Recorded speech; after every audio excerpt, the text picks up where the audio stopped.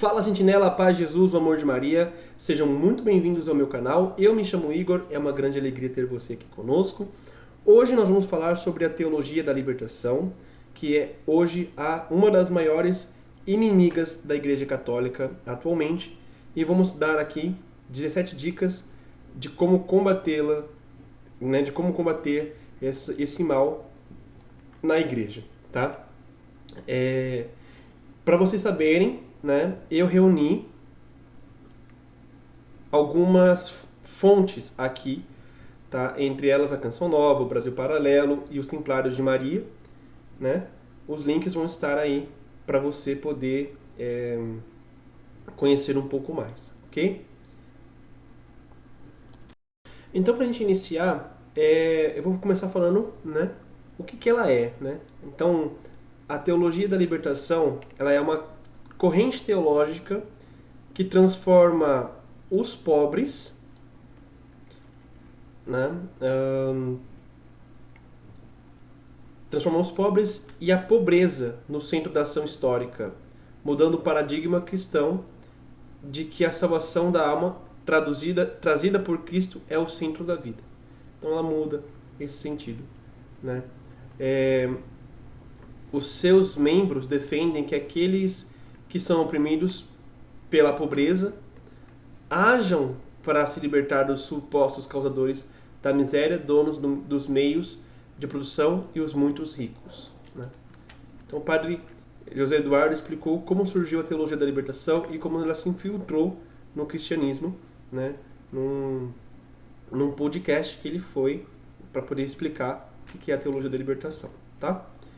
Então, aqui sobre o Brasil Paralelo, né, que ele está dando essa explicação, a teologia da libertação é esse ponto que eu acabei de dizer. E para a teologia da libertação, a salvação não é mais espiritual, mas física, né? Como eu acabei de falar. Segundo Leonardo Boff, um dos principais pensadores dessa linha de pensamento, a teologia da libertação é a ação pelos pobres contra a sua pobreza e a favor de sua vida e liberdade, né? Diante da vertente da reflexão crítica histórica e social marxista, defendida por Leonardo Boff e Frei Beto e outros teólogos, o Vaticano se pronunciou sobre o assunto, afirmando que aspectos da teologia da libertação apresentam desvios e perigos de desvios prejudiciais à fé e à vida cristã, inerentes a certas formas de teologia da libertação que usam, de maneira insuficientemente crítica, conceitos assumidos de diversas correntes do pensamento marxista. Então veja, tem muita linha marxista dentro da corrente da teologia da libertação. No BPcast sobre a ideologia e religião, o padre Eduardo foi questionado sobre o crescimento e manifestações ideológicas por parte de cristãos. Segundo o sacerdote, mesmo as ideologias sendo contrárias ao cristianismo, muitos foram convencidos a aceitar doutrinas contrárias à religião. E nesse contexto que ele começa a narrar a teologia da libertação. Agora, como é que a teologia da libertação começou? Segundo o padre José Eduardo, a primeira descoberta da infiltração revolucionária partiu de um rabino americano no livro To Eliminate the Opiate, dividido em 2 volumes. O rabino Marvin Antelman afirma que tudo começou após a Revolução Francesa. Os revolucionários franceses jacobinos buscaram eliminar as religiões tradicionais através da violência. Porém, mesmo assassinando religiosos, tendo conseguido chegar ao poder e legislado contra a liberdade das religiões tradicionais, os franceses voltaram a buscar suas crenças. Segundo o rabino Marvin Antelman, os revolucionários observaram isso e mudaram o método de destruição das religiões. Eles não usariam mais a violência, mas se infiltrariam dentro das religiões e minariam os mecanismos de defesa de suas crenças. O judaísmo e o cristianismo eram os alvos principais. Então vocês vejam, né? Tem uma maquinação já por muito tempo desse tipo de complicação, tá? Não é de agora que isso acontece. No século XIX, os revolucionários tiveram sucesso na conquista de alguns segmentos de judeus e protestantes, partindo em direção ao catolicismo. Nesse período surge o modernismo, um grupo de católicos que aderiram à teoria crítica, afirma Padre José Eduardo. Então, assim, neste momento começou a surgir o modernismo, onde as pessoas acreditavam que você precisava ter uma vida mais modernista, né? Uma vida teológica, mas modernista. A proposta foi barrada pelo Papa Pio X através de condenações formais e encíclicas que buscavam mostrar os erros dessa teoria, como a Pascendi Dominici Gregis. Mas em meados do século XX, essa linha de pensamento ganhou força nos seminários católicos, sendo denominada de Nouvelle Théologie, né? A teologia crítica adentrou no Vaticano a partir do Concílio Vaticano II, quando Karl Rahner, Ines Conger e Henri de Lubac e outros teólogos da Nouvelle Théologie foram convidados para serem peritos do concílio e assumiram cargos na Cúria Romana. E afirma, né, o pesquisador Michel Terrani Davis. Segundo o padre José Augusto, essa linha de pensamento da teologia crítica busca assimilar problemas modernos dentro da teologia. Pautas identitárias, como o feminismo, são assinaladas dentro da teologia. Então, aqui já começou a desandar todo o caminho que estava se tomando já. Agora, fim da transcendência e preconização da política. Então, neste contexto da união teológica e teorias revolucionistas, né, revolucionárias, o teólogo alemão Johann Baptist Metz desenvolveu uma teologia política a partir das obras de Martin Heidegger e de Karl Rahner, seu professor de teologia. Rahner preconizava uma teologia que afirmasse que a revolução de Deus acontece aos poucos e segundo o espírito do tempo, levando a doutrina religiosa a mudar constantemente. Johann decidiu aplicar o pensamento do seu mestre no mundo político e social, escrevendo o livro Teologia Política, a partir dessa obra. O teólogo Gustavo Gutierrez escreveu o livro Teologia de la Libertación, uma aplicação da teoria de Johann na realidade da América Latina. Então, aqui surge oficialmente a teologia da libertação. Tá? Em seu livro, Gustavo Gutierrez defende que a teologia da libertação deve analisar as bases da revolução divina de forma crítica, assim como defendia a escola de Frankfurt, especialmente Max Horkheimer. O livro defende que a igreja se redefina a partir de crenças do mundo moderno. Após o surgimento da teologia da libertação no século XX, o mundo ocidental passaria por mudanças históricas e tanto religiosas quanto políticas e sociais. Então, aquilo começou a surgir e começou a destruir a Igreja Católica. Então, assim, agora que a gente já conhece um pouquinho mais do que é uma teologia da libertação, eu quero trazer para vocês um caso que pode acontecer com vocês, tá bom? Primeiro, se um bispo chegar e praticar a teologia da libertação, o que você deve fazer? Né? O seu bispo defende, ou o seu pároco defende a teologia da libertação. O que a gente faz? Bom, primeiro, se ele apresenta e apoia a teologia da libertação de cunho marxista, em primeiro lugar, você precisa respeitar o bispo, respeitar o padre, né, o caso do padre, porque ele é um sacerdote, e no caso do bispo, porque ele é um sucessor dos apóstolos. Então você não deve bater de frente, brigar com o padre, brigar com o bispo. Mas você não deve seguir a teologia da libertação. Você não deve aceitar ela, tá? E como você faz isso? Simplesmente não agindo como ele propõe, né? Vamos supor, o grupo de jovens, né, a Pastoral da Juventude, PJ, ela é uma grande aliada da teologia da libertação. Você pode ver que ela vira e mexe, ela faz besteira, né? As comunidades eclesiais de base também é fruto da teologia da libertação. Então evite ir nesses lugares, né? Procura uma missa mais tradicional, se você encontrar. Procura a renovação carismática católica, porque ela é aliada, né, no combate da teologia da libertação, junto com os tradicionais. Então, assim, é importante que você encontre um lugar para você combater a teologia da libertação, não participando das coisas da teologia da libertação. Tá bom? Então, busque viver a verdade. Não viva a ideologia. Não viva a teologia da libertação. Não viva. Tá? E outra coisa, reze pelo padre, reze pelo bispo. Se você puder, é claro, promova grupo de oração, promova grupo de espiritualidade, promova oração, promova fé, promova formação da catequese, da ortodoxia, né? Da consagração a Jesus por Maria. Promova.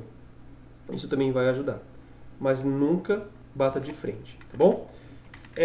O Papa Bento XVI deu 10 erros sobre a TL, que eu vou ler para vocês, que eu acredito que são importantes para a gente saber, tá?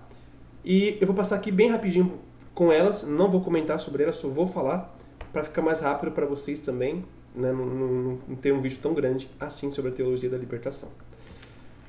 Então, a primeira coisa que ele fala, a TL substitui a palavra salvação por libertação, aplicada em cunho político. Propõe resolver o problema da injustiça social, especialmente na América Latina, pela mudança radical das estruturas do mundo, que são estruturas de pecado e do mal. Não é pela conversão pessoal, mas somente mediante a luta contra as estruturas injustas. E esta luta precisa ser uma luta política, pois as estruturas se mantêm e se consolidam por meio da política. Então, quem é o primeiro erro? O segundo erro, afirmação Bento XVI. Para a TL, a salvação tornou-se um processo político para o qual a filosofia marxista oferecia as diretrizes essenciais. Assim, a salvação tornou-se uma tarefa que o próprio homem podia realizar. A salvação consistiu, a partir de então, uma esperança exclusivamente prática. Outra coisa também, outro erro, o homem passa a ser o salvador do próprio homem. Então aqui, olha o grande erro que se chega, né? O homem passa a ser o salvador do próprio homem. Anula-se a redenção que Cristo conquistou com sua cruz. Aqui o grande perigo de uma TL de fundo marxista. Toda a espiritualidade católica cai por terra e perdem a sua importância os sacramentos, os mandamentos, etc. A TL não entra em nenhum esquema de heresia até hoje existente. É a subversão radical do cristianismo que torna urgente o problema do que se possa e se deva fazer frente a ela. A TL se concebe de uma nova hermenêutica, ou seja, interpretação da fé cristã, como nova forma de compreensão e de realização do cristianismo na sua totalidade. Por isso mesmo muda todas as formas de vida eclesial, a constituição eclesiástica, a liturgia, a catequese, as opções morais. Os teólogos da libertação continuam a usar grande parte da linguagem ascética e dogmática da igreja em chave nova, de tal modo que para aqueles que leem e que escutam partindo de outra visão podem ter a impressão de reencontrar o patrimônio antigo. A comunidade interpreta com sua experiência os acontecimentos e encontra assim sua praxis. Assim, por exemplo, povo torna-se um conceito oposto ao de hierarquia e em antítese todas as instituições indicadas como força de opressão. O reino de Deus não deve ser compreendido espiritualmente nem universalmente. Deve ser compreendido como em forma partidária e voltado para a praxis. Gente, vocês estão vendo que tá falando, subvertendo toda a fé, toda a estrutura da igreja? A TL vê no magistério da igreja, que insiste em verdades permanentes, uma instância inimiga do progresso, dado que pensa metafisicamente, e assim contradiz a história. Pode-se dizer que o conceito de história absorve o conceito de Deus e de revelação.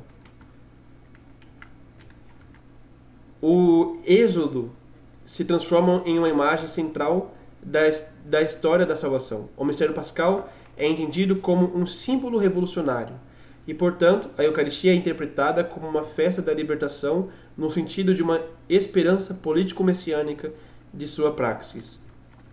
E, por fim, o décimo erro, a verdade não deve ser compreendida em sentido metafísico. Trata-se de idealismo.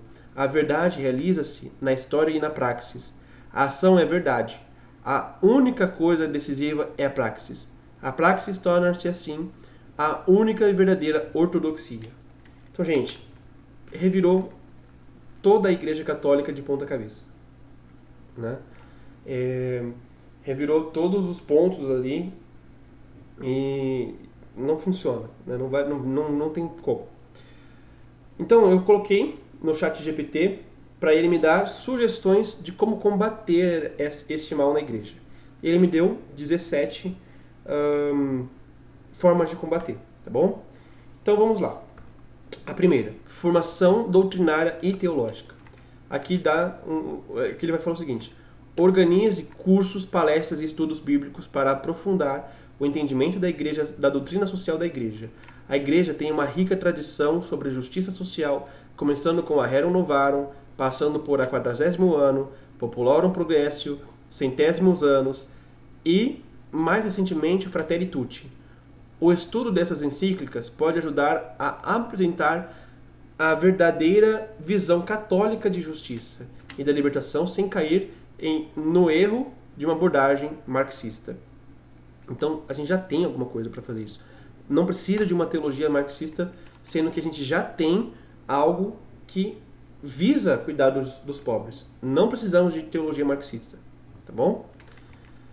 Outra coisa, enfatizar a dignidade humana.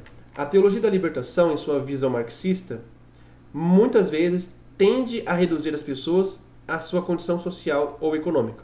Como católicos, devemos insistir na dignidade humana intrínseca de cada pessoa, que é a base da visão cristã da justiça social. A dignidade vem de Deus e não de uma estrutura econômica ou política. E aqui ele vai dar uma prática pra gente, ó. Organizar grupos de formação para catequistas, líderes e fiéis que abordem temas como a dignidade da pessoa humana e os direitos naturais dados por Deus. Isso pode incluir reflexão sobre o catecismo da Igreja Católica e os ensinamentos sociais da Igreja. É muito interessante, né? Porque eu tentei colocar esse pedido no Gemini, né? E ele não permitiu. Ele falava que tinha que dialogar, mas ele não olhava a parte do marxismo, né? Ele não colocava a parte do marxismo. Ele acreditava que estava sendo preconceituoso. Então, é importante a gente utilizar ferramentas também que nos ajudem a entender o que a gente está querendo dizer, né? Agora vamos ver a terceira dica aqui. Ensinar a verdadeira opção preferencial pelos pobres. Embora a opção preferencial pelos pobres seja um princípio central da teologia da libertação, ele deve ser entendido dentro do contexto cristão e não da luta de classes marxistas. A Igreja ensina que a preferência pelos pobres deve ser uma ação de amor, evangelização e misericórdia, não um programa político revolucionário. Então, o que a gente pode fazer? A gente pode organizar iniciativas sociais e caritativas que se concentrem na assistência direta aos pobres, como a distribuição de alimentos, apoio às famílias em situação de vulnerabilidade, creches, apoio aos imigrantes. Além disso, dá para a gente promover programas de educação que ajudem os pobres a superar a pobreza, através de uma formação integral, educação, espiritualidade e apoio à saúde. Então, aqui a gente realmente vai estar ajudando a pessoa, né? A gente não vai estar ajudando ela lutando, mas a gente vai estar ajudando ela, dando para ela um peixe, né? Mostrando como se faz, ajudando ela a fazer. Quarta dica: fortalecer a espiritualidade cristã. Muitas vezes a teologia da libertação coloca a ação política e social como fim último da fé. esquecendo a centralidade da experiência pessoal com Cristo e a santificação da vida. A verdadeira libertação para a Igreja Católica começa com a transformação interior, a conversão pessoal e o seguimento de Cristo. Então a gente pode fazer o quê? Promover retiros espirituais, adoração eucarística, estudo bíblico e celebrações litúrgicas que reforcem o centro da vida da fé cristã, a vida, morte e ressurreição de Jesus Cristo. Incentivar os fiéis a se aprofundarem na oração e nos sacramentos para a transformação pessoal e que se reflita em suas ações no mundo. Né? Combater a ideologia marxista. Embora embora o marxismo seja uma ideologia que nega a fé cristã e promove uma visão materialista da realidade, é importante apresentar a verdadeira visão da Igreja sobre os sistemas econômicos e sociais, com base no princípio da subsidiariedade, que defende que as soluções para os problemas sociais devem começar no nível mais local possível, respeitando a liberdade das pessoas e a dignidade das pequenas comunidades. Então, quais são as práticas que a gente pode fazer? Encorajar os fiéis a estudarem os erros do marxismo, como expostos por encíclicas papais dedicadas e declarações do magistério, como a Divini Redentores, que condenam o comunismo. Isso pode ser feito por meio de grupos de discussão ou de encontros de informação. Fomentar o diálogo e a unidade. Embora seja necessário esclarecer a diferença doutrinária, é igualmente importante cultivar um espírito de diálogo e unidade na paróquia. Lembre-se de que o objetivo não é dividir, mas corrigir erros para que todos possam viver plenamente a fé católica. Então, o que a gente pode fazer? Promover encontros de reflexão e diálogos intergrupos, ou seja, onde seja possível discutir as diferenças de formas respeitosas e construtivas, incentivar verdadeira solidariedade cristã, em que todos, independente de suas crenças, se unem em torno do amor a Cristo e ao próximo. Outra coisa, ação política católica. A Igreja Católica não é partidária, mas possui uma visão ética e moral que pode e deve influenciar a ação política, especialmente em questões de justiça social, econômica e direitos humanos. A luta pela justiça social deve ser sempre compatível com os ensinamentos da Igreja e não se submeter a ideologias políticas que negam a dignidade humana e a transcendência.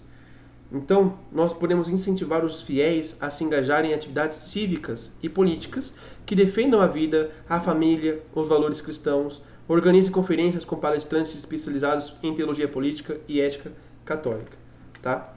A gente também pode criar rede de apoio às vítimas de ideologias extremistas. Em alguns contextos, a teologia da libertação marxista e outras ideologias podem gerar divisões dentro da própria comunidade cristã. Como parte da ação pastoral, nós podemos criar um grupo, uma rede de apoio para essas pessoas que sentem atraídos ou que estão sendo influenciados por ideologias que negam a visão cristã autêntica. Né? Então a gente pode fazer algumas práticas, por exemplo, aconselhamento e orientação espiritual, sessões de debate e esclarecimento. Né? Então a gente vai estar realizando essas ações para ajudar essas pessoas. Outra prática que nós podemos fazer também é a promoção de estudos sobre a história e os erros da teologia da libertação. Então é importante que os membros da comunidade compreendam não apenas os princípios da teologia da libertação, mas também as suas inspirações e erros, tá? E as suas implicações e erros. Isso pode ser feito de forma informada e respeitosa, sempre com o objetivo de esclarecer e corrigir mal-entendidos. Então a gente pode realizar o quê? Cursos sobre a história da teologia da libertação. A gente pode realizar também palestras sobre as críticas da Igreja com relação à teologia da libertação. Outras práticas que nós podemos fazer. Fortalecer a catequese tradicional. Então a gente pode organizar formações paroquiais, né, onde nós vamos aprofundar nos documentos da Igreja, como a Humanae Vitae, Deus Caritas Est, Veritatis Splendor, né? Divulgar os ensinamentos sociais católicos, né? A gente pode mostrar a diferença da doutrina social da Igreja Católica e as abordagens da ideologia da teologia da libertação. né? A gente também pode incentivar a vida sacramental, onde nós vamos fazer o quê? Podemos fomentar a adoração eucarística, né? Promover momentos de adoração com explicação sobre a presença real de Cristo na Eucaristia. Podemos incentivar as confissões regulares do sacramento da confissão, né?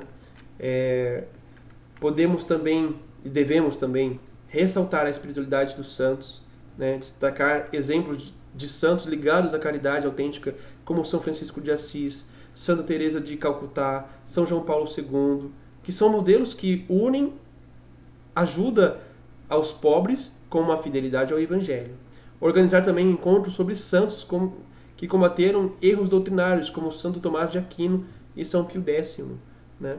Então a gente também pode fazer esse favor também à Igreja.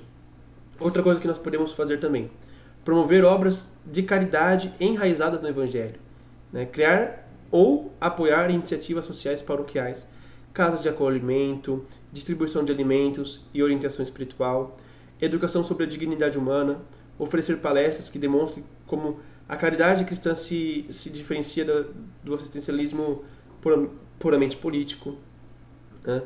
Fomentar a oração e a devoção mariana. A gente pode criar grupos de oração mariana, onde a gente pode rezar o terço, né? Novenas e consagração a Nossa Senhora, como por exemplo o método de São Luís Maria de Montfort. Aprofundar o ensino sobre a doutrina social da Igreja. Então a gente pode criar grupos em comunitário, onde a gente pode ler a doutrina social da Igreja, como a Rerum Novarum, 40º ano, né?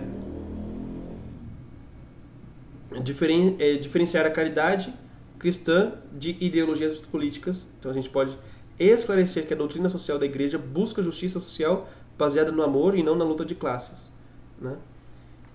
A gente também pode investir na formação do clero e de leigos. Então reforçar, a gente, né, rezar, né, e pedir para os nossos bispos reforçar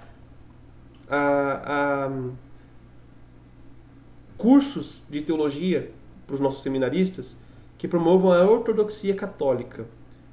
E para os leigos, né, a gente pode realizar conferências com teólogos como o Scott Hahn, Padre Paulo Ricardo, Frei Gilson e outros, ok?